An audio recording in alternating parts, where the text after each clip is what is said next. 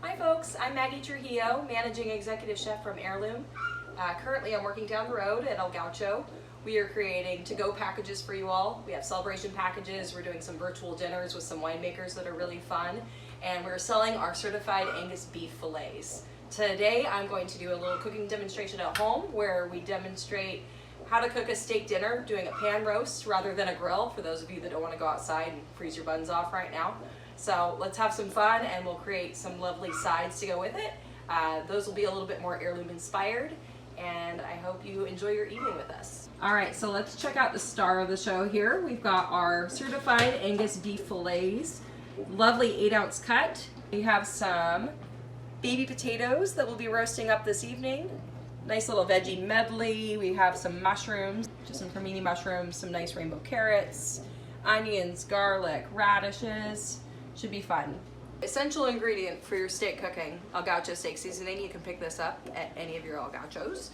And then I am a firm believer in getting your steaks out and resting them at room temp for a little over an hour when you're going to be pan searing them. Just nice when they come up to temp before they hit that pan. All right, so we have our proper mise en place. All veggies are prepped. Little demi-glace out for when we're making our sauce. Season some potatoes with some Gaucho seasoning. We'll hit them with some fresh herbs when they come out of the oven. All right, so we have our steaks that have come up to temp. Gaucho seasoning, we're gonna hit that. Liberal amount of seasoning. Make sure you get both sides. We've got a nice hot cast iron going. Kept it at a low temp. We've got our seasoned steaks. When I'm cooking with cast iron, I like to let it be at low temp for quite a while. Let's start cooking.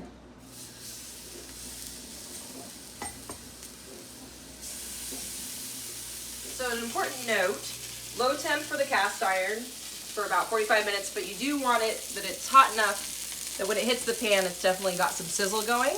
And you should start seeing after a couple minutes, nice little sear like that. You can take a little sneak peek, see where you're at. Let's go ahead and give that one a flip. This one as well, nice little crust action going on. Something I like to do is after I get the sear on both sides, you can even go a little nuts and you can sear all the edges if you'd like. I don't think that's totally necessary, but dealer's choice, however you want to do it. But what I like to do is once I have a nice sear going on both sides, is I like to have a hot pan ready to go in the oven. See my potatoes are roasting in there already. And then I will take the steaks and transfer it to the hot pan so it continues cooking.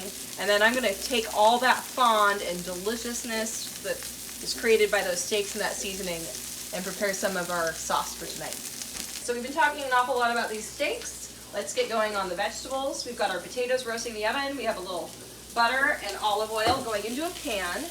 And we're going to do some butter braised radishes and carrots. Take a little... That pan's also been going for a couple minutes, just developing some heat. Next up, let's get our sauce going. So we've got all this nice fond developing in the pan. We're going to go ahead and throw in some onions. Let a little caramelization process begin. We've got our mushrooms on deck, ready to go next. I'm going to hold off on the garlic. That tends to get a little bitter if you get it in too soon. So we're going to let some caramelization develop on our onions. Get these guys cooking over here. And then we'll deglaze after we've added our mushrooms. Okay, it's time for garlic and our mushrooms. So all those onions have soaked up, all that seasoning, beef flavor, deliciousness. Oh, jumper again.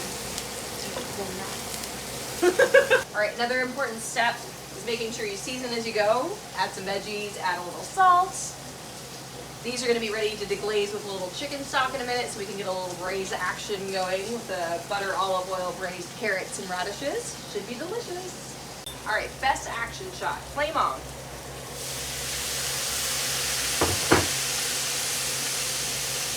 Just kidding. Okay, so mushrooms, onions, garlic, caramelized, delicious. Time for some demi-glace. In case you don't have this in your freezer, you can call ahead to El Gaucho and we probably have something laying around for you. So delicious. Once your root vegetables have developed a bit of flavor and color, and once they start to kind of release a little bit of liquid, it's a good time to think about deglazing with something tasty. So we're gonna add a little bit of chicken stock to it. All right, so a little chicken stock, veggie stock works, white wine works really well. We're gonna go ahead and bring that up to a simmer, pop a lid on there to seal in the heat, drop it down just a little bit, nice gentle simmer, braised carrots. For our sauce, I've added some salt and pepper, a tad bit of butter, makes it smooth and glossy and delicious. See how things are developing. We've got lovely carrots and radishes. You can tell that they're nearly there because of the little bit of translucent look to the radish. They're also really reabsorbing that liquid, which is important. So it's about time to, if you choose, you can add a touch more butter, or you can call it there and just finish off with your seasoning. Make sure they're nice and fork tender, not overdone. We can't finish this dish without some beautiful farm greens. So we're gonna throw some lovely rainbow chard in there. Essential part to any dinner, really good bread. I love Bakery Nouveau, they're right down the road from me. So good. All right, time to finish our sauce. Got everything in there. I always like at the last possible moment, hit it with some fresh herbs. Today I've chosen tarragon. Bean herbs are always really nice as well, where you get a little Italian parsley, chives, tarragon mix, maybe some chervil. And then also for our potatoes that are finishing, we're gonna go ahead and put those with some herbs as well. Spices are important to put on at the beginning of your cooking process, and herbs you want to put on at the end. Okay, so one of these steaks was a little thicker. They're both 8 ounces, but this one was just going to be a little more rare, so we got that in a little bit longer. I rested this one, and then I'm popping it back in so they finish at the same time, and my husband loves blue cheese, so we're going to hook them up. So I went ahead and added my potatoes that were nicely roasted and with my braised carrot, radish, chard. Have I told you how much I love vegetables? Last final note, while everything's finishing up, we want to rest our steaks. So this gives you time to plate your food, but it's really crucial that your protein has time to relax, chill out, rest for about 5 minutes. That way the juices settle nicely. You don't have your nice mid-rare steak bleeding out on the plate. It just will settle everything down, be delicious. I always like to take it out of the pan and flip it from where it was resting, so we just have a nice little, nice sear on both sides. Blue cheese is just gonna hang out, delicious. We're ready to go. All right, finishing touches. That beautiful demi-glace, mushrooms, onions, and we are ready for dinner.